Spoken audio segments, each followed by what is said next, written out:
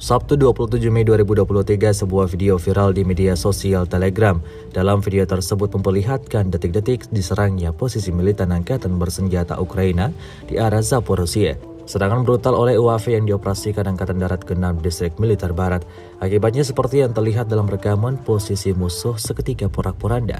Tak ada yang tersisa di sana. Salah satu prajurit musuh tampak alami luka-luka imbas dari ledakan yang tiba pada posisinya. Militer Rusia meyakini kerugian besar dialami Ukraina kali ini. Hingga video ini beredar, beragam komentar dituliskan warganet.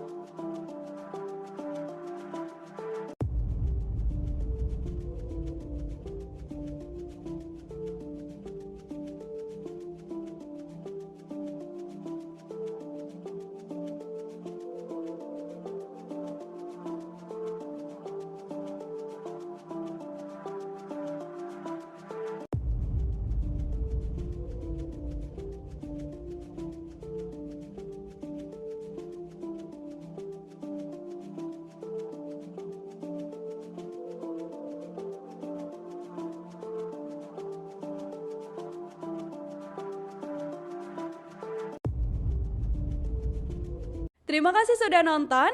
Jangan lupa like, subscribe, dan share ya.